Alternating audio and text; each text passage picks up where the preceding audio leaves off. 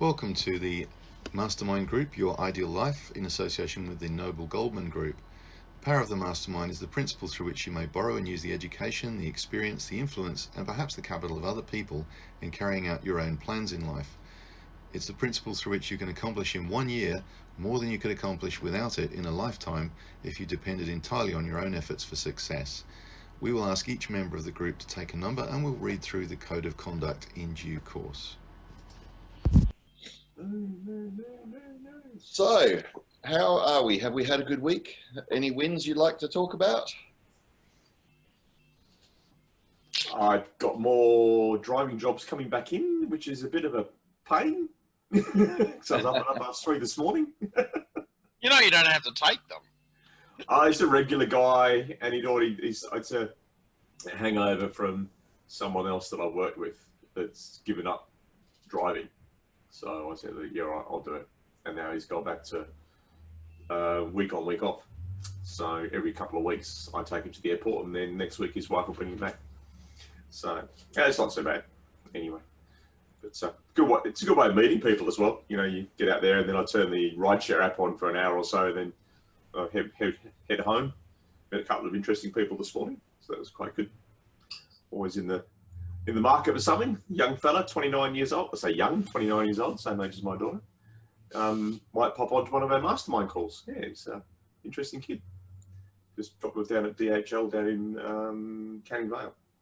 But anyway, yes. And I got through my second voiceover course lesson. What's that? And put in my homework on time. Chewed the frog. Got the homework out of the way. Had to do my different voices for a really difficult passage that a script that I've been given to get me through the whole course. And now it's just about what I call PVR and the ABCs of it all and that sort of thing. So yeah, it's good fun though. It's great fun. Awesome. Yeah. Well done. Yeah, it's good fun. Enjoying it. I'm going to have dramas with that light, aren't I? While you're sorting that out, I'll just get the screen set up for the code of conduct that we normally read out at the start of the meeting. So see if I can figure that one out.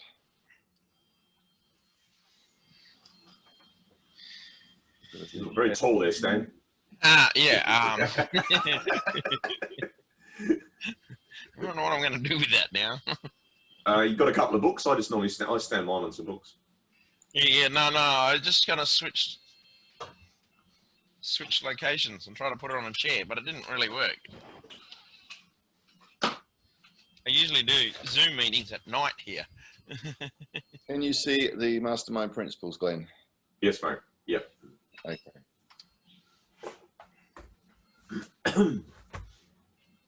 All right. How are you going there, Stan? Are you set? I think so. Looks like it's better that way. The light's in the wrong place. No, the light's always in the same place. It's just your desk is in the wrong place. Yeah, but at night time I don't have to worry about the light coming through the windows behind me. You need to have a different layout for the daytime and the nighttime then. Yeah, I'm not quite sure how to get that. It doesn't kind of work. Well, what I have to do is draw these blinds behind me. Otherwise, you would get blinded and wouldn't be able to see. I'd just be a silhouette. It'd be like one of those football manager interviews, you know, where they're in. Yeah, my problem is that the computer desk sits that way, and the windows run all the way along. And the blinds on this door don't go all the way. There's a drama with cables and stuff in the way. These are the challenges of modern technology. All right, are you ready to read this out, Stan? Sure. Okay. Well, you want to go? Well, Glen was first on, I suppose, so he should be number 1, and then Stan number 2, and I'll go number 3. Okie dokie. Mastermind principles. Yes. The purpose of the mastermind is to learn leadership, build teams, and create multiple sources of income together. We are here to inspire and challenge each other to reach and exceed goals. Each member is committed to their own success as well as the success of every member of the group. We are committed to meeting in person or virtually for 1 hour every week. We are present. There are no multitasking or distractions during the meeting. We are collaborative. We listen without interrupting, lecturing, or judging. We celebrate each other's successes without jealousy. We are honest and participate by giving thoughtful feedback. We are open and listen to different perspectives without being defensive or offering excuses. We trust fellow members enough to share fully. We are focused, but we also think that it's important to have fun during the meeting. We are real and authentic. This is a no BS zone. That's why you always go thirds, and actually like that one. We allow ourselves to become completely aligned with each other and the higher forces. One mind, one soul, one love. Excellent. Thank you, guys. Well, it's good to get that one out of the way. It does set the framework for the meetings. And I do actually, when I first came on, I used to think that was a little bit cult-like and a bit strange. And now we're having read that through quite a few times. I actually think it's really good, especially when you've got new people that don't know how things are supposed to work. It gives people a bit of a framework for how to conduct the meetings. Do you agree? Agreed. And I agreed when I first started. I thought, what's all this about? Yeah.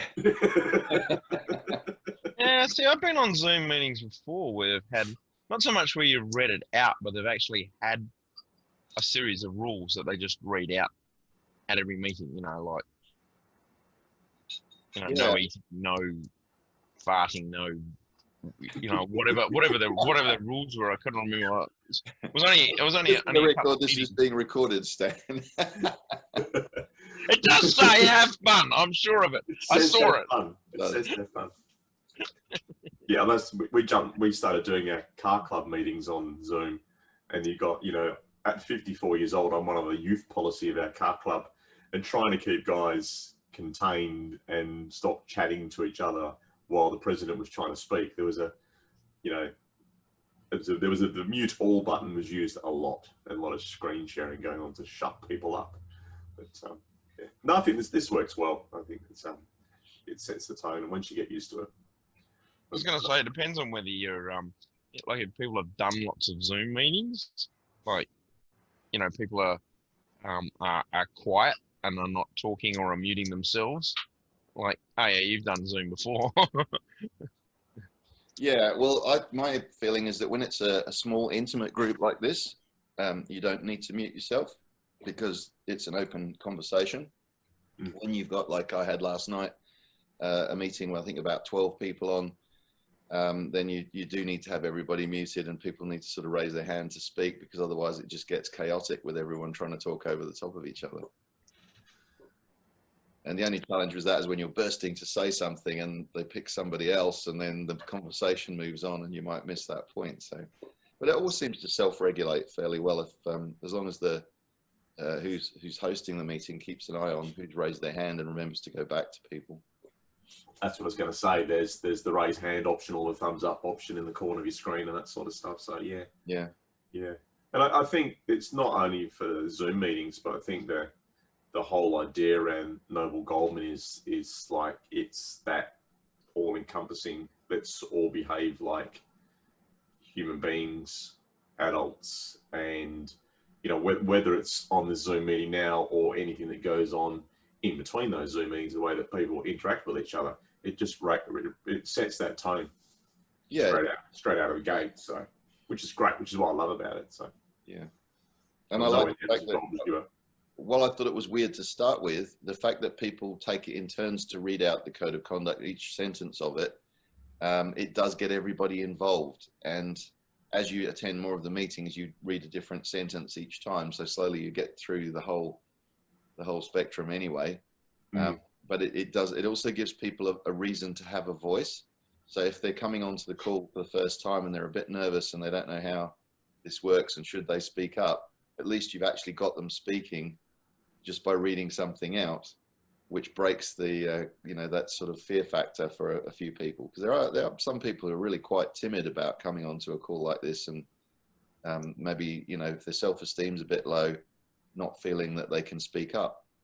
And it's good to hear from those people. It's good to encourage them, because you see them over the few weeks, you see them grow in confidence and they start asserting their opinions and actually finding their voice. It's really good. Definitely. the first one that I went on to was Declan's, one of the Dolphin World ones that Ricky invited me to, and I had no idea what I was walking into, literally. And yeah, you know, and those guys, I think Grant Skaggs was on there, and Declan and Walter and whatever else. And I go, hey, well, what have I walked into here? But over time, you just go. Well, I looked at the first one. Initially, I think, you do that, sort of self-comparing, going, am I in the right form here? What's going on? But over time, I just get more and more used to it, and you get very comfortable with with everything that's going on, and it's great. Hence, I made the effort to get back here this morning. So I missed Martin's on Wednesday morning because I was out doing something else, and I don't do the evening ones because that's our time when Denise is home. So, yeah. Yeah, I missed the Wednesday one because it was Joe's mum's mother-in-law's 80th birthday celebrations, and I was on bar duty and handing out sausage rolls and filling up champagne glasses.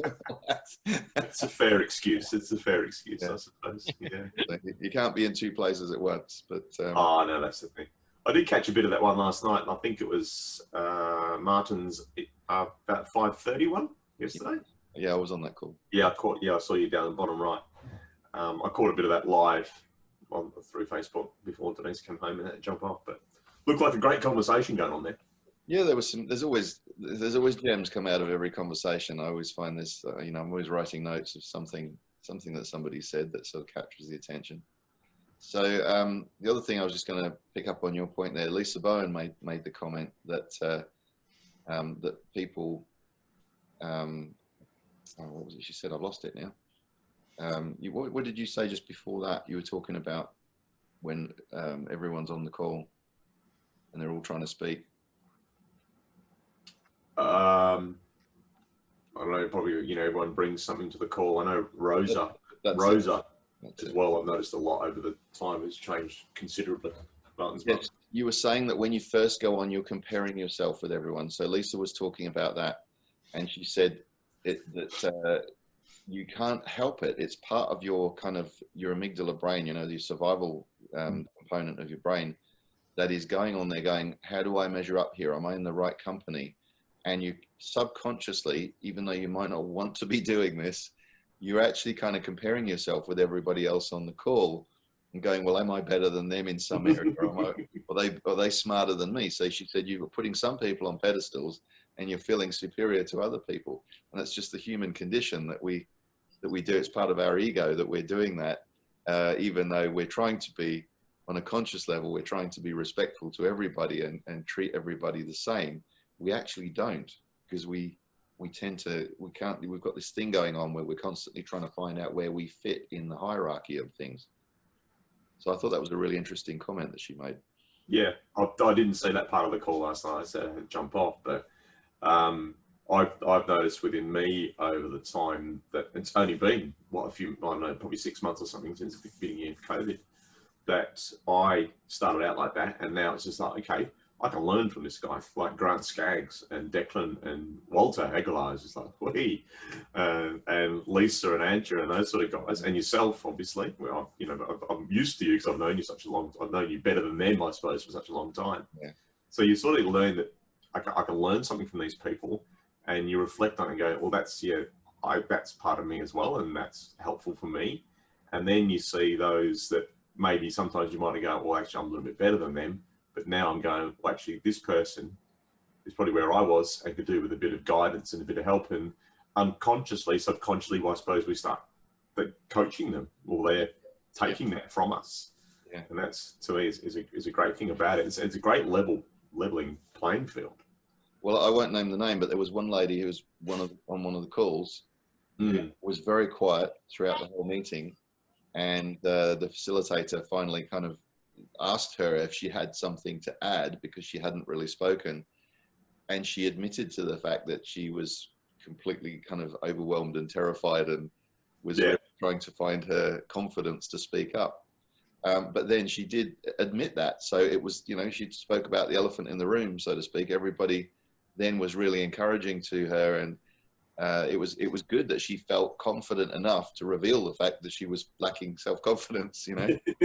So it actually it really helped her to move forwards, and I think she was very, very buoyed by the support and encouragement that she got from everybody.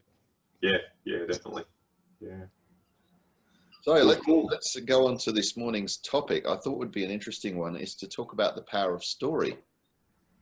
And I was curious about, you know, we all tell ourselves stories all the time. We have a story for ourselves about who we are, you know, whether we're confident, whether we're lacking in self-confidence. That's actually a story we're telling ourselves. And we have a story about our strengths and our weaknesses and our whole sense of identity.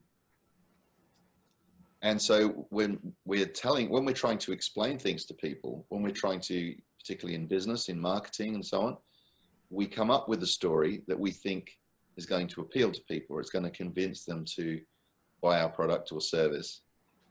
So we seem to function on stories as human beings. And if you think about some of the primitive, we'll call them primitive cultures, they're not necessarily primitive, but primitive in terms of the earlier days, before writing was invented, and, you know, going right back to cave drawings where they just draw a picture of a hand. The power was the story was audible. It was an audio story. They would pass on the messages about their understanding of their civilization, their culture, their history, and things that they needed to know.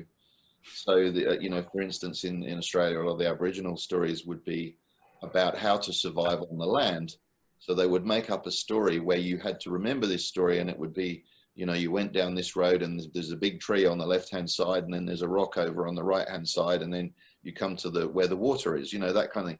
So a lot of it was about giving a description so that people would remember it, so they would know how to get to where the water was so they could survive. So story has been an integral, very powerful part of human evolution.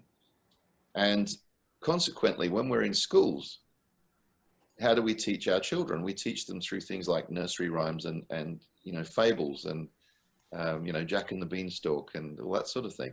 So that we get lessons across in how society is supposed to work. You know, whether you're supposed to be good or bad, or good or evil, or, you know, honest, or the virtues that you want people to have.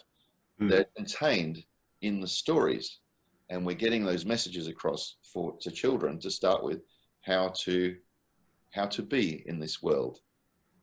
And as we grow up, sometimes we forget that, but we actually learn the best when we're telling stories. So I found that's a really curious topic, you know.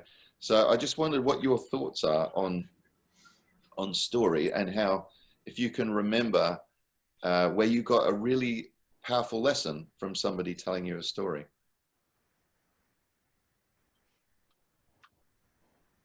That's a bit of an open-ended question, isn't it? Right on the spot. So even this week, has somebody told you a story that's impacted on you and made you think, perhaps made you think differently because of the story that you've heard? I suppose something that has been coming up around in these forums, and even meeting people outside of these forums recently, last 6 months, is what you've just said about, you know, children and being told the story, or, you know, how children are brought up. Now, whether you want to call it conditioning or whatever, but it's how that child takes that story, or that person at whatever age takes that story, and goes, oh yeah, does that, you know, resonate with me? Is it true? Is it not? Am I going to, you know, react like that? You know, when I was growing up, and still growing up, there was certain kids that I knocked around with that were seen as rebels. You know, they wore Doc Marten boots, you know, back in the 70s, even here in Australia. And they coloured their hair and they had nose piercings, and they were seen as the hippies and the gypsies and whatever else. And thinking, no, they were the clever ones. that didn't wear the school uniform all the time and didn't conform to society and didn't listen to the conditioning. And now I look at them, and one of the ladies I didn't realize I've bumped into again, who is a meditation therapist, and she's like a fantastic healer. But she was a couple of years difference to me in school. And my brother knows her from bumping into her in Fremantle many, many years ago. And it's just that thing around again that keeps coming around about stories. And then out of the blue, I got a phone call. I got a text message on Wednesday and then a phone call I had Tuesday, Wednesday, anyway, whatever that was, from an old mate back in the 80s, from my Mandra days, the son of the people that I worked for down there.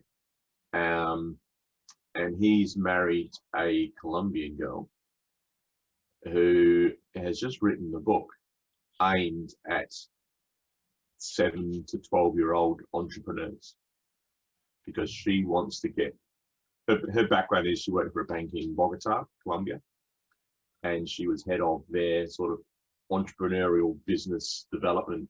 You know, you've got an idea, come and talk to us, will we fund you? And so she was head of that globally for the bank, and she's struggling to find work. So she said, I'll sit down and write this book. At the moment, it's only in Spanish. It's about to be translated. Hence, he phoned me. He said, where can I get it printed? Aha. So I said, I can help you with that. But we don't do big books like that. But it is still around that sort of, you know, the story. The thing that keeps coming up for me is the story of, you know, the conditioning and how much society has become conditioned because of what is meant to be right or wrong. Yeah. You know, my kids now are 29 and 27, and they're probably, Charlotte's probably more conditioned than Nick is. Nick's a little bit more free thinking in what he does. You know, he's gone out for the, as you would stereotypically look at him, tall, skinny, long red hair, ginger beard, tattoos, ear piercings, and lovely kid, but doesn't care what people think and just goes about what he does and works for Australian Post, you know, and that's, and just happy with it. Yeah. But Charlotte's a little bit more aligned, and this is what I'm going to do, and yeah, sort of more conforms a little bit. So yeah, I've gone off track here a little bit, but it's something for me. I think that she's got that from us, or has she got it from other influences from her family in the UK, you know, Denise's side, or I don't think my side of the family as much. I'm not saying it's right or wrong, but you know, there is that the whole thing around, you know, the story, and I listen to things a lot more closely now than what I ever did, because of, you know, it is listening to understand rather than listen to reply, as Russ said, and everybody is starting to say a lot. I'm picking that up a lot more. Yeah, you're right. So is that your exposure to positive personal development programs, the people that you're hanging around with, or any one sort of thing in particular, or is it just a combination of all of those factors? It's a positive reflection on the positive people I hang around with. You know, Nigel, you know Nigel? He knows, Stan knows Nigel. When I first met Nigel, he gave me his DL flyer. First thing I looked at, I went, I could have printed that for you. Second thing, I went, oh, a life coach. Okay, great. He's now a really good mate. He's got some, you know, you've met him, you've known him, Yeah. you know what he's like. But over a period of time, and that's probably been 6 months, where I really had time now to spend more time on personal development, and I'm not tired from driving all the time. I've got more time to think about things. My health's a lot better because I haven't got that panic. Where am I going to get my next dollar from? What's going on in the business and whatever. And I've actually got more time to sit back and do things. I'm better for it. You know, relationship is better for it. The business now is getting better for it because I've got the fogginess has gone out of the brain, and I've got more time to think on things. And I'm finding myself doing this a lot more, of this gesticulating, because it helps me clear my head out and the way that I talk. And that's come from the course as well. how to lift things and change things. So it's been it's the personal development. I don't read as much as I should. You know, Stan reads got a book a day. This is what his aim is. And I know you read a lot, Tony, and I've probably read 2 books over the last few months. But watching videos, listening to certain podcasts, whatever, it's been a massive positive thing for me. And I have to say, as your friend and having known you for years, I've seen the growth in you too. Yeah, it's great.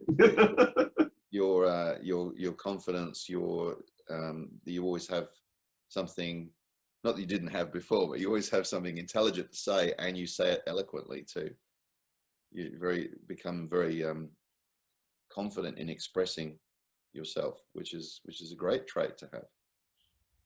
Yeah, I feel a lot more, it's a bit of a cliche, confident in my own skin. It's just like, look, this is what I am now. This is what I wear to work now. And this is what I always wanted to wear to work, you know.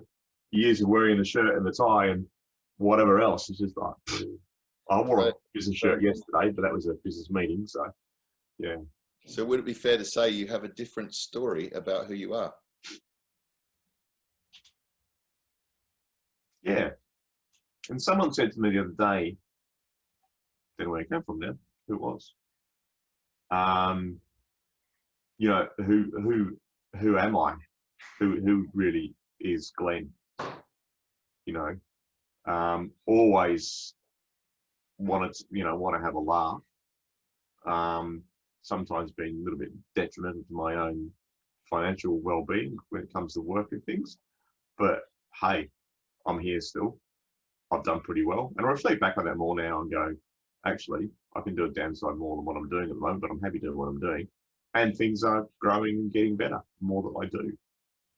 And it is like that, liken it to a compounding interest in the bank. It starts off slowly. And then you just get that and you go, actually, there's something going pretty well here. And it gains momentum. But you still got to make sure that you're grounded with it. But the grounding at the same time is getting more and more visible. And I can feel that a lot more. Yeah. Denise might say that's different, but whoop. Right, sorry. We shall ask you only once. I wasn't interrogating you, honestly. Rank, name, serial number. Well, I've got the sun coming through now. I was just trying to make it easier to read what I'm writing. I write some notes. So that's really good, a good share there, Glen. Thanks for that. I think what's interesting about that is that as you start to change the story you have of who you are, you know, when someone puts you on the spot like that and asks you who you are, you do see the difference in answers that you give now to what you would have given prior to your exposure to a lot of personal development materials and the kind of people that you've been mixing with through the mastermind groups and so on. Yeah. It does show the power. You've been using the abundance game, haven't you? Into that. So the power of getting clear about what you want out of life and defining those goals with greater clarity, and then actually chunking it down into some meaningful progressive steps that you can take towards attaining those goals. Yeah. And having the affirmations to support it and so on. Well, affirmations are really stories. You're telling yourself a story of you having achieved the goals in your mind's eye already, and then reflecting on that and reinforcing how it makes you feel. So when you're bringing your thinking and your feeling together, you're creating something very powerful that your brain then actually goes and makes it happen. You know, it creates it, trying to fulfill that vision of reality that you already have in your mind's eye. Yeah. So really, you're telling yourself a story about how you're going to design your life and who you're going to become in the process, and then you become it. Yep, for sure. And I wish, well, not so wish, but you know, this, and you look at it now, you know, the age that the three of us are, you're thinking how different would things have been for us and globally if people had been taking a lot more notice of this of this personal development stuff, as I used to call it, a little bit woo-woo way back then, but I'm now going, hey, let's go. When I was 10 or 11 years old. And, you know, in the schools now, or Stan probably, he's got kids of school age. You know, are they having mindfulness? I think they're having mindfulness sessions.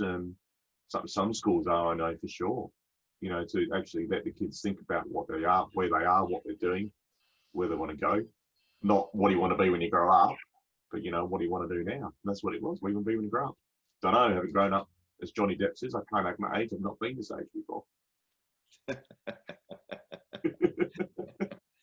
Yeah, very good. But it is like, so I went to a business networking meeting yesterday morning, and I knew 5 out of probably 20 people in the room, plus Denise was with us. And it's just like, you know, Glen, and they go, oh, what do you do? I go, no, I am this, and I also partake in this, and this.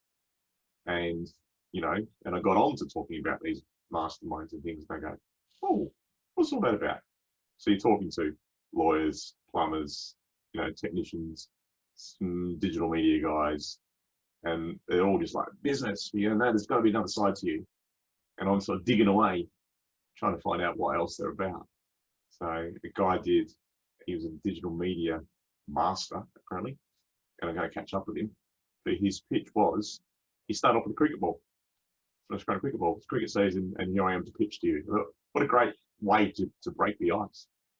But I turned it on its head and said, okay, did you play cricket? Because it looked like you handled that ball pretty well. And he did.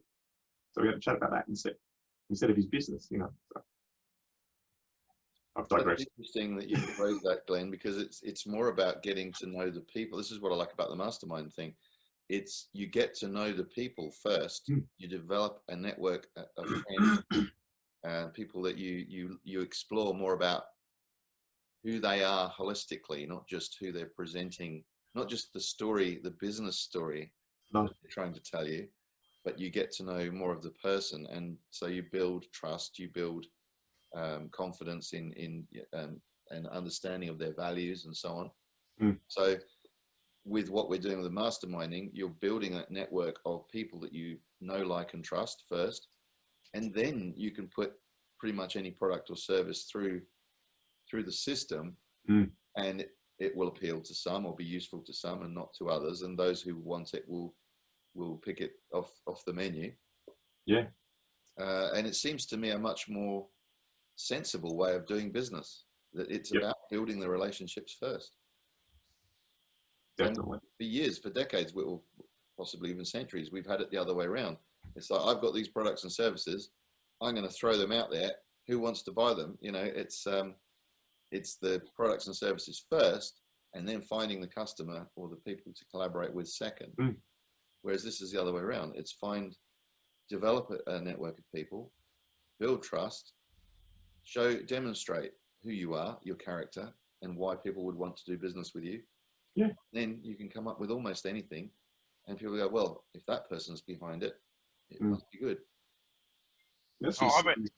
Go on, Sam. I've been doing a master. Well, yeah, it's a mastermind with a group of people. It started. I was in another group, like coaches helping coaches, and they'd set up these things, and one lady just took it and ran with it. We have coffee and chat every 2 weeks, and their whole premise is, don't give us your pitch. We're going to find out who you are by, like one question was, name an event in your childhood and what did you learn out of it? So there's none of this, I'm this, that, you kind of find that out on the way, but we're not having those conversations. We're having different conversations.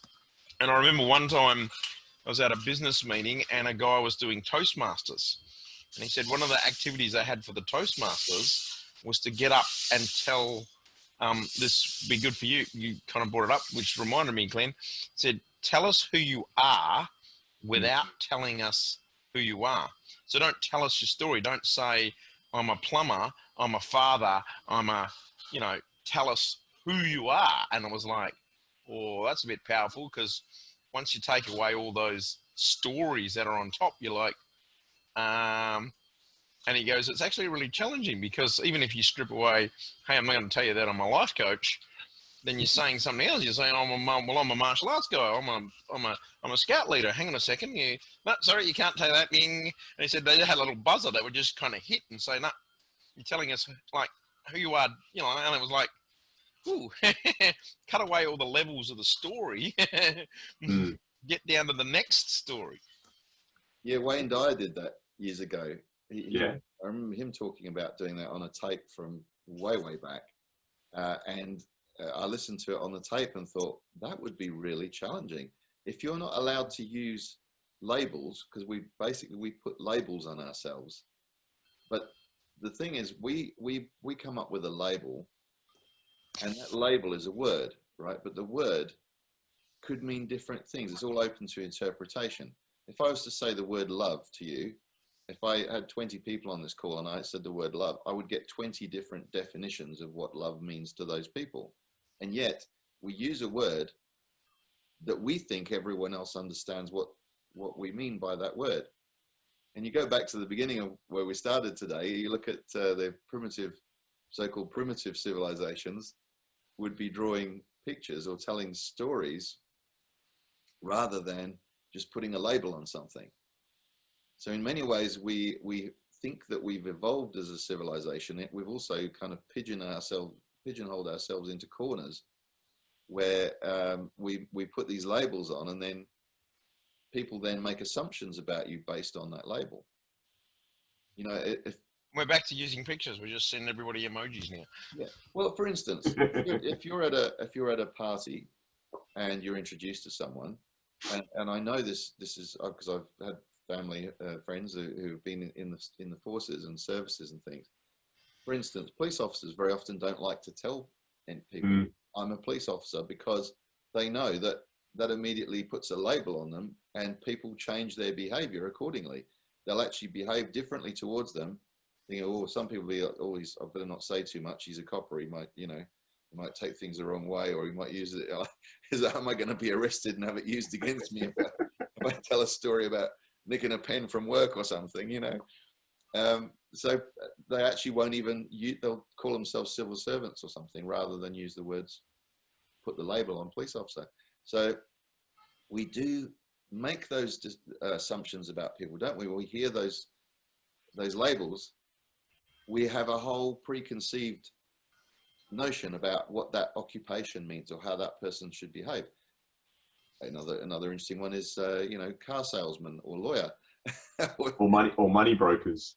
Yeah.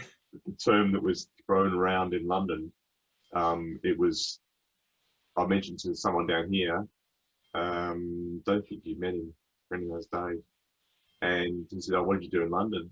And I said, it was money broker. He said, one of the boys, one of the chaps, one of the, the suit wearing boys, the high flying guys. No, not really at all. But it's a guy that I worked with in London when he went out with his wife. He was a broker with me, and into the other FX broker. We tried to fashion the name so it sounded more interesting. But he would become a dentist when he went out with his wife, just for a laugh, rather than not be sort of penned as a money broker, to get away from that sort of that label. Because it wasn't the time of the 80s and the 90s. It wasn't. There was a definite label attached. You had a brief spell, Glen, didn't you, as a domestic engineer? Yeah. underwater ceramic technician.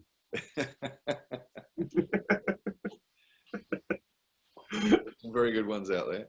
So it is a very challenging exercise. If you had to describe yourself or introduce yourself without being able to use any of those kind of traditional labels, it's you're not. We in our society as well, we tend to judge people by that occupation, but we are not our occupation. It's just something we do to make a living. Okay, maybe it's something that we're very interested in or very passionate about, or it may be something we actually have no interest in. We're just doing it because we need the money. Yeah, for sure. And I think when it comes to, as Sam, he was saying that, to get put on a spot and say, right, you can't say that you own this business or you own this business or you do whatever else, and this is what I am. I'm a husband, a father, People are very conscious and private of saying about what they really are and how they feel about things. You know, it's very, very personal for a lot of people, and they won't come out in a forum, especially if it's at a party or whatever else. It's different in the situation you're in there with that particular, if it's a one-on-one or, you know, a small group as we are here today, and I know it's been recorded and that doesn't worry me. But, you know, people won't say, this is how I feel about certain things and I'm here to do this, and, you know, what is your definitive purpose? And they don't go into that because they just think it's, a lot of people are very, very private about those things and won't go into that. Where you get onto these forums and it's just like, no holds barred. It's great. Isn't it interesting though, if you tried the experiment at parties and things, when you get introduced to someone, rather than the stock standard, so what do you do for a living? Have you tried sort of, so tell me about yourself? Or yeah, so what's something in the middle of, you know, so we go to your party and we go, oh, so how do you know Tony? Yeah. You know, so that's sort of midway. And sometimes you get I fell into this in the UK, and the girl went, I'm his ex-wife. Oh, shit. Yeah, that was interesting. At least she was there. Yeah. And it was just like a two-word answer. But, okay. But some people will elaborate on that, and it's asking those questions that are going to get more and more out without commanding an answer. You know, sort of digging, I suppose. What is it? An interested person is seen as interesting? Yes. Yes, that actually came up in the call yesterday because it was in the universal laws, in the law. That's where I picked it up from. Yeah. Yeah. I was thinking, where did I hear that? Yeah, I watched that on Monday morning or Tuesday morning. Yeah, when you are interested in people, it makes you interesting straight away. Mm. There's that whole level of stuff. I remember doing a speaker's course, and I said there's 3 ways that we tell stories. So we tell you the facts, we give you the story, but the best one is they say, what if we inspire you? And then they use the opening 4 minutes of the movie Up. There are no words spoken, but you get the whole story and be inspired. I don't know, you guys haven't got kids, so you're probably like, Yeah, what? I've seen it. Yeah, I can't think. It's been a while, but It's that whole life thing about Bill and Ellie, where they kind of live and, you know, get married and like spend the money and don't go off and do their dreams. And you kind of like, no words are spoken, but you get the whole story, like an inspirational stuff. And they were talking about that in the whole, you know, if you can get your message across, not just facts, but a story, like a personal story, and if you can inspire someone, you're taking it to a whole another level. yeah. That's So a question I was going to ask you actually is, have you had recently a movie that has told a story to you that has really impacted on you in some way? So, but were you going to say something different there, Glenn? Did I interrupt your training? yeah, just going back to that, the voiceover course that I'm doing. So we're given a script, and it's my notes on the script. It's only this long, but part of it is to, as our coach says, to get under it and get the words off the page, is what Stan was saying there. But what happened right before the first words of that script, and who are you telling it to? Where, you know, what's the background of this, you know, rather than just blatantly reading the words off the page, what is the background to it? And, you know, and get some more information out of it rather than just the words that are there. So, you know, rather than just someone's life being, you know, this is what I am, you know, what's underneath, what's there that drives, what is the why, you know, rather than just this is what I do every day, and that sort of thing. So yeah, so that just made me think of that. That's a great point, actually, because I know a lot of Hollywood actors, when they get a role where it's telling a true life story, if they possibly can, they like to go and meet the person first because then they can absorb a lot more of the background to that character, which helps them to then get into character, because they understand a lot more about the way the person thinks, what's led up to this point, what was their previous history that may not be part of the actual movie that they're about to make, but it helps them understand where that person's come from. Yeah, definitely. Just trying to think now. The movie we watched recently was actually pretty inspiring, but I can't. We watch a lot of movies. Yeah. I can't think of that, but I think it might have been a story, Holocaust or something, where the family came out of it and how they behaved after it. But yeah, try to think now. It'll come to me. Yeah. Maybe today, maybe not. Yeah, that's interesting. I think I watched the first 4 minutes of Up now. Up. Yeah. Yeah. Well, when you think about it, because I did some film work with, you met Gerald, didn't you? That we did a few documentaries together. And, Yes. Yeah. And I learned a lot from him. He was an experienced filmmaker, and he talked a lot about the hero's journey. That, you know, it's just, there's certain kind of standard Hollywood themes to how a movie should go. Mm. There's only something like about 12 different stories at the base of, you know, at the heart of them. And it's just kind of spin-offs from that. But 37. Is it 37 as it stands? Sorry. 37 different. If you broke all stories down, there's only 37 outcomes. Things like revenge or jealousy or all those sorts of, you know, hate. Yeah, that's some higher level stuff. Most of us use it's either go on a journey and find yourself, or fight somebody, or fight nature is generally the three that get used. Yeah, well, in there's common themes in all of those, even within those themes, is that the hero, you know, you have to have somebody that's kind of the hero of the story. Or you could have a few heroes, but generally people like to be able to identify who we're supposed to be rooting for, who is the hero in the story, and what are the setbacks that they encounter. We like to see them have to have some challenges to overcome, and especially when everything seems to be going really well, that's when disaster strikes, you know, and then they have to fend that off. And then, yeah, like Stan said, then somebody attacks them and they've got to fight them and all this, you know, or they lose the missing piece of the jigsaw, you know, the blue vase, whatever it is they're chasing, and just get their hands on it and it falls away from them and they've got to go after it again, and those sorts of things. So we love that we learn from that. We love that story of struggle and survival and resilience, and so all the character traits are revealed in that journey that we can identify with, aren't they? And if you think about it, there's the movies that confuse you or that irritate you are the ones where they don't kind of go to formula. You know, like the hero's not supposed to die at the end. That's never really a good ending unless it's a really noble death, is it? Or you know, the studio's run out of money and there's not going to be a sequel. or unless in some way it's inspiring another character that's going to take over, and then you might have the sequel of the son or the daughter or whatever's going to rise to the cause now. From that little one night, the son turns up in the next movie. Yeah. Yeah. Yeah. How are we going for time? About 22 minutes past. Yeah. So with the story,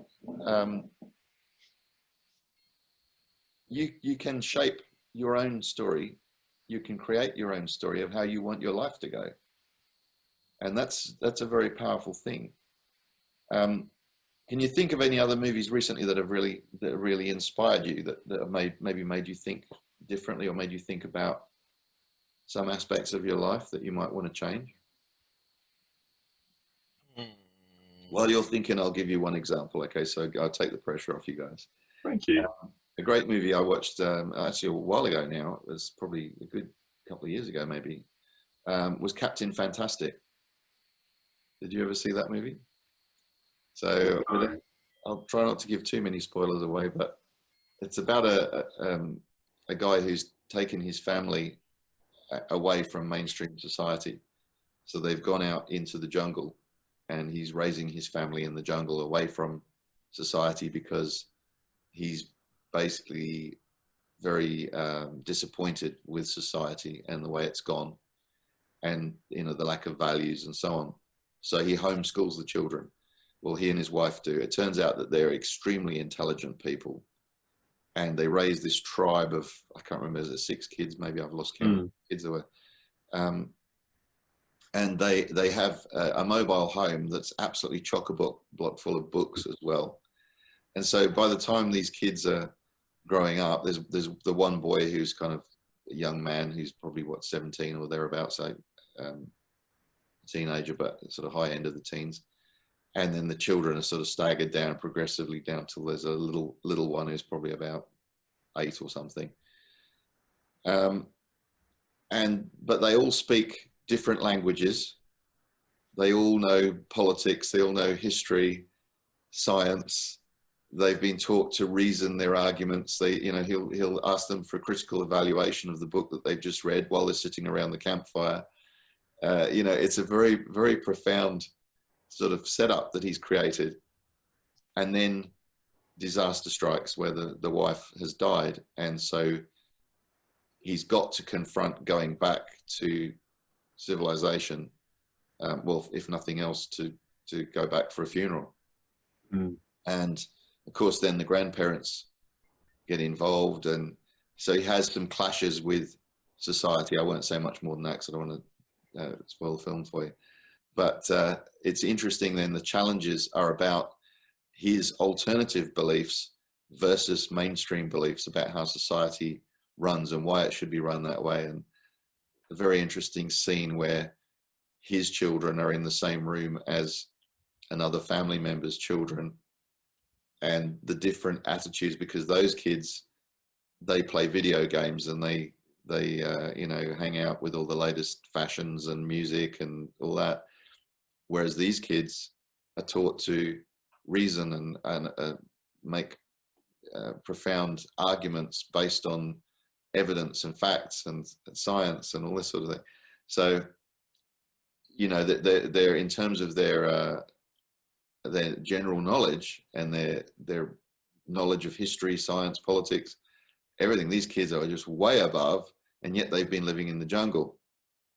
And so you get these alternative sort of clashes where this family has almost become like aliens, because they know too much. How can kids that age know all this stuff? That's just not right.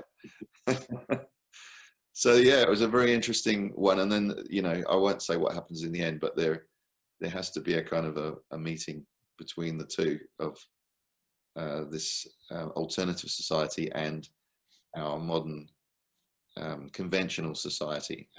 But it certainly gives you the contrast as to how do we look at things? Why do we look at things the way we do? And so it makes you think about our whole education system, the way we teach our children. What are the really meaningful things in life? What really matters? And it's all about family and about values. I just did a quick Google while you were talking about that, about the movie. And the director is a guy called Matt Ross. Someone said, is it a true story? And he said, no, but it's inspired by his own experiences growing up with a hippie mum. And also the main inspiration came from not from a real person, from his desires as a father. If you look at some of the people that I know that are into what used to be called alternative lifestyle, like living as commonly termed a hippie or whatever else, that don't care. And these, going back to full circle to the back of this, to the beginning of this conversation today, where I was talking about, some of the kids that I grew up with that, 12 years old, had nose piercings and coloured hair and brightly coloured Doc Marten boots because they felt like they could. The people that are into, the very early adapters of, or people that are against, let's say, whatever your view might be, against 5G or Bitcoin and the blockchain and things moving quickly, and those things have been around for quite a while now, but the early adapters on that are people that have probably a more free living lifestyle that I know of. And then there's So I'll say people that I know of that have a free living lifestyle also have gone down the route and heavily believe in the issues with 5G and also Bitcoin, blockchain, and everything else around it. And they want to, you know, term the Illuminati and bring all that into it as well, and everything else that goes on. That's those people seem to be like that. So you're saying they're against it or they're for it? Have a lot to say about it, know about it, are educated in it. Right. Not necessarily for or against. Some spring depends. Some are for it, some are against it. 5G in particular. I've not done enough research to know about it enough. But you know, the early adapters are those ones that are more, I think, more free in their thinking and education and do what they really feel they need to do. They adapted their lifestyle, adopted their lifestyle early as well, rather than just the last piece of technology to come out. Then there's just the kids that have to have the iPhone 12, you know, which doesn't do anything. Well, I was just going to raise that's a great point, Glenn. That we've got within our group, we've got Corey, who you know, Corey, he's just about to head off for a couple of weeks into the bush with young people and spends quality time with them while they're hiking through the bush and so on, and doing the setting up camp and all those kinds of things that you do when you're out back. And it's those meaningful conversations. It's when you actually get to draw the feelings and the thoughts and the aspirations of young people out of them when they open up to you, because you're spending time with them, doing something together. And as a parent or as a mentor, as a guide, and Stan, I know this is an area of your expertise as well.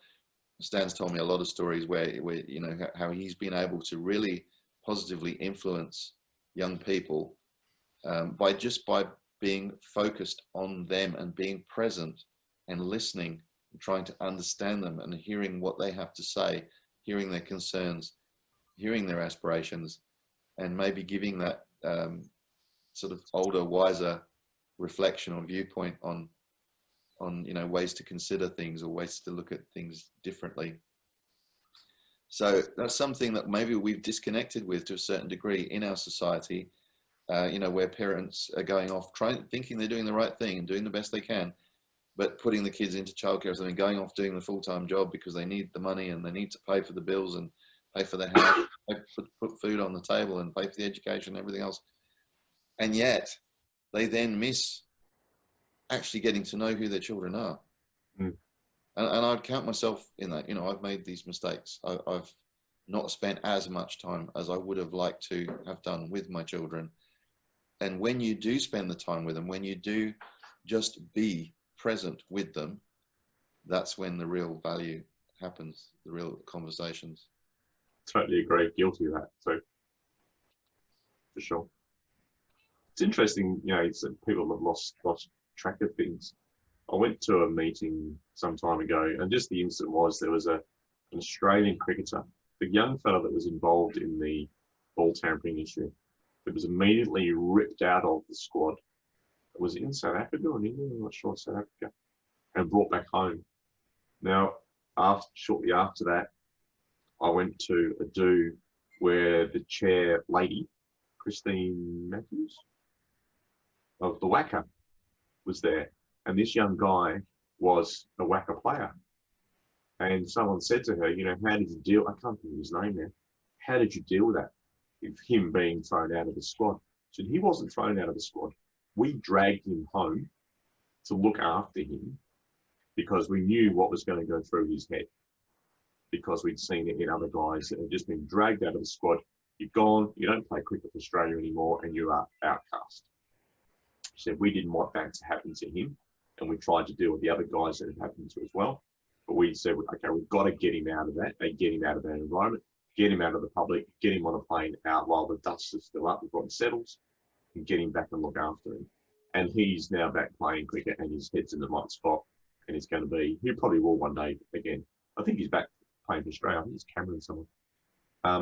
Because, years ago it would have been, you listen to guys from the sporting arena in Australia, the 70s and 80s, when I was growing up playing cricket, it was just like, you perform, you don't get paid enough money, tough luck, that's your fault. And you're not playing well enough today, you're gone. Next, next man off the rank. The way that Packer treated some of those guys. But he built something out of that, but that's another story. But it was just like, you're not good enough, see you later. You're out. Yeah. Now we can see the potential, we can look after you, we can nurture you, we can look after your head, your whole family, the way that you go about things and develop that person. So it is a big shift again, I think. It may well have been like that in many eras gone by, where people looked after their own. Have you seen, there's a series called The Game, which is about the beginnings of the FA Cup. Oh yes, yeah, I have. Fantastic. Yeah. And where that came from, and the guys behind that, some of the players that came in semi-professional or were actually professional because they were getting paid, but they weren't there for the money at all. That's what I got from it. And then we went through the whole manly era in Australia of you play sport to be a champion, and you've got to have the hairy chest and the gold medallion, and you drink 35 beers on the way to London, and then get up and play. And it's gone back a whole other shift now, completely away from that. So things like Corey's doing, and others, I'm sure. And Stan with his jiu-jitsu boys, if I've got the right term that you're involved in there. And the kids like that, so. But you got to do the right actions, but Glenn, because when you say that, you got to say jiu-jitsu, and then we just go, we will laugh because then we go, that's karate. Hong Kong Fooey. But there was one, talking of movies, there was one that I watched at the beginning of COVID, and it's called When the Game Stands Strong, and it's actually based on a high school team that has like the longest winning streak ever. So it's like 180 games that they've won in a row, and they lose one. And it's all the stuff that happens after, there's guys that played on the team because, they only play 12, 15 games in a season for high school kids. And, there's guys there that played on winning teams and are like, back 3 years ago, we were kicking ass, what happened to you guys? And it was all like, mate, we're human, not, it was all that kind of aftermath. It wasn't that, hey, congratulations, you've won the cup and stuff. It was, what happens when you haven't won and you've broken a whole streak where everybody in the town's kind of living in that streak, and that happened. And it's like, it's based on a true story, and you're like, wow. Much like a whole different story side. Yeah. Don't get me started on the Australian press when the Australian cricket team starts losing. But actually, any press on any team that has a good start that goes the other, that stop the losing streak. That's all the stories that you get from the news. Fantastic for many years, and then they lose a game, and it's like they're rubbish. Just recently, they lose 2 games, and it's a crisis, and the manager's going to get sacked. Sack the manager. And then the next thing is we go and beat one of the best teams in Europe, Paris, with the most expensive players in the world playing for them, and a team of kind of almost reserves as a few of the players that wouldn't probably normally be in the first team, including one lad who hadn't even played in the first team for 18 months. Yeah. And I'm thinking Axel Twanzebe, and he had Mbappe, one of the world's greatest strikers, had him in his pocket, and there was other young lad, Aaron Wan-Bissaka, so up against Neymar. It's phenomenal. These players, they're worth so much money and they get paid so much. And yet these young lads they rose to the occasion and they beat them. So you've got instances there, 2 guys who've gone out playing with no inhibitions at all, I would say. Yeah. Okay, look, I'm who I am. This guy's got to be history, and I'm gonna, Well, I'll be all over it. The story. It's David and Goliath in a sense, isn't it? Yes. Yeah. It's the underdog with no expectation of winning, that pulls all the stops out and gets the, you know, the high flying supposed unbeatable champion, and takes them out. Yeah, yeah. And we love that stuff, don't we? Yep, exactly. So yes, the power of the story, it finds its way into everyday life, and it can go against us when we have a negative story or a disempowering story. Tony Robbins talks about, you know, is the story you're telling yourself empowering or disempowering? And you have the option to change that at any point. Your own choices. You can change the way you look at the story, and the story itself then changes. So it's a very, Pick that up from that call last night. I think it was you talking. There was a French chap on there. Oh, Julien, yeah. Yeah. Julia. Just trying to think how it got to it now. But you were saying basically, you know, it is the power of the story, power of affirmations, and you know, if you have your sights set on, if you take your words were now, you take your eyes off the goal, then you're going to see the stumbling blocks. Oh, the obstacles, yeah. The obstacles. Yeah. Close. I was close. Very good. Very good. Yeah. And it's true. It's incredibly true. Yes, it's what you focus on. Yeah. You can easily either focus on the obstacle, or you can focus on the goal. A good example of that, actually, great lead in.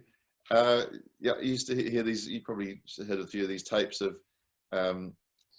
where they talk about insurance reports, accident reports, and you know, I had to swerve several times before I hit the pedestrian. You know? It was a lovely old gentleman smiling as he rolled across my bonnet. Yeah. Well, what they found in those sorts of things is that when you're an experienced car guy, I'm not going to have to tell you this. If you're going into a skid or something, you focus on where you want to go, not on what you don't want to hit. If you focus on the tree that you don't want to hit, you're going to hit the tree. You focus on the gap next to the tree, that's where you're going to go. Is that right? You've got more chance of missing it if you're not looking at it. Yeah, That's for sure. So what you do. It's funny though, isn't it? Because your eye or your instinct gets drawn towards the very thing that you don't want to hit. Yeah. Just go back to that, you know, pre-COVID days when I was driving silly hours every day, and you spend a lot of time in the car by yourself in between jobs. And I found myself concentrating on, you know, where's the next dollar coming from and all this sort of thing. And I got home at the end of the day and I was exhausted, not just from physically driving, because my brain was just working overtime on how am I going to pay that bill? How am I going to do this bill? How are we going to do this? How are we ever going to get out of where we are now and that sort of thing? And, you know, the blessings, I suppose, in one way that COVID came along and broke that cycle for me. Story. And us, Yes, you know? and well said. Yeah. So, but, you know, because I was concentrating or thinking too much about those obstacles. But why can't I do this? And why can't I do this? And why can't I get past there? Rather than I want to get there. And I'm going to fight my way through that. Yeah. Yeah. But getting there, but doing this along the way, not the traffic cones, not the obstacles along the way, which is all I was thinking about. Put years on me. Lost a lot of hair. What grey hair. Well, that's a good realization though, isn't it? It's a good lesson to learn that when you are focused on the obstacles, you just get more obstacles and more problems. When you're focused on solutions, you start finding solutions. And you that's start why finding the right people to help you get to the solutions. Yeah, that's where I think I mentioned this the other week about me being supported, now becoming the supporter. Yes. In our business is Denise deals with issues day to day, every day. We've got a lot of work coming up next week. I said, okay, so what could go wrong? So how can we plan to make sure that doesn't happen, or alleviates the possibility, the percentages of it actually happening, like a machine breaking down when there's no one available to fix it.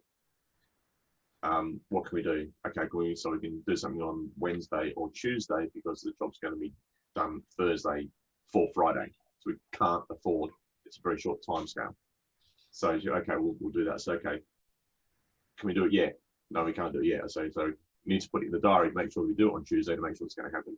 So just make, and so I become like the sounding board and try to keep the positive flip on things, which go back 5-6 years ago, I was the most negative thing around. It was like, oh, it's the end of the earth. I hate this place. It wasn't a great person to be around. But now I'm just trying to turn it around the other way. And because I'm concentrating on that positive all the time, I'm finding myself going forward. And it is that momentum of that ski slope of just going, well, it's getting better and getting better. But still don't lose sight of that goal. The coach in me just picks up that I have to just point out, you're not trying to turn it around, Glenn, you are turning it around. Yes. Not. There is no pride. Our words are very important. Because the more you can believe and see yourself that you are turning around, you're getting to where you want to go, you're getting organized, you're getting on top of things. That's happening. It's already happening. You don't have to be trying to do it. You're already doing it. I believe that I am, but it's my words that come out and saying, I've got to change that. That's all it is. Yeah. Story. That's a story. As we'd say in coaching, that's a story. Self-talk is a story.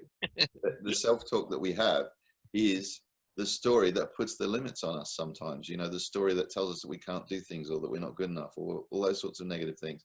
And that's the story of the ego trying to protect us from either succeeding or failing. Sometimes the ego doesn't want us to succeed because what if we can't cope with it? Sometimes it doesn't want to risk failure for fear of shame, embarrassment, humiliation, all those sorts of things.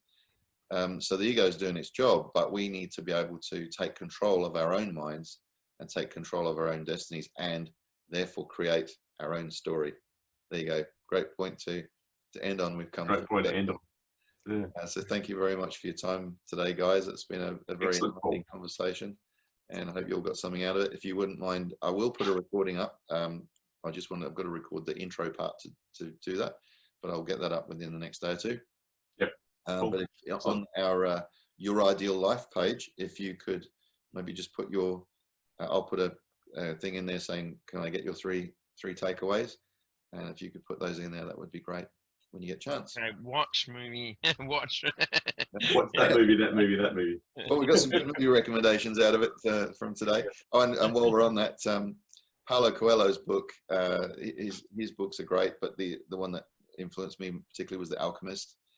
He's a great storyteller with lots of lessons along the way in the story. So my book list is getting longer and longer and longer. Well, I'll put that in the on the text box on the Facebook page. But they're always the best books.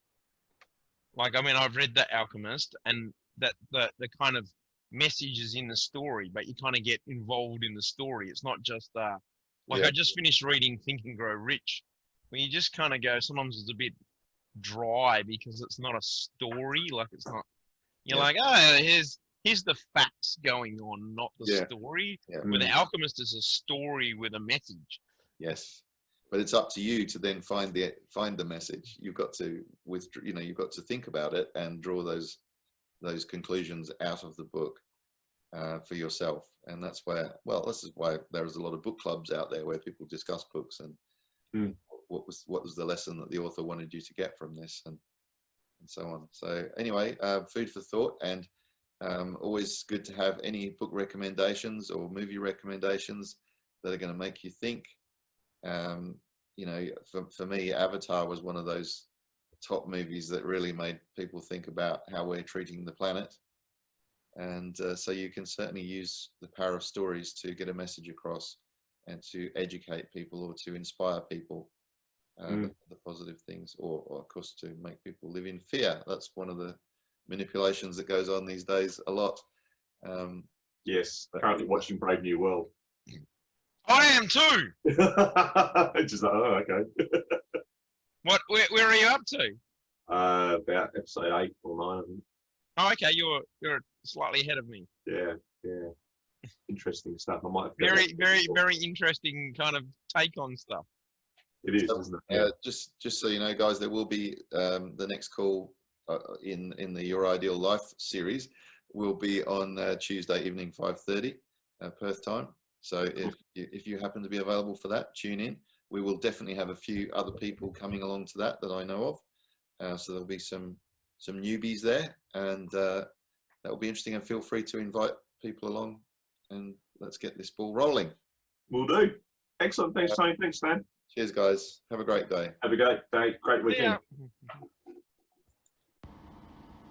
We hope you've enjoyed this presentation, and for more information about joining one of these mastermind groups for free, how they can benefit you, the magical personal development program, plus the wealth creation opportunities that are all available to you through Noble Goldman, contact Tony Inman via www.tonyinman.com.au.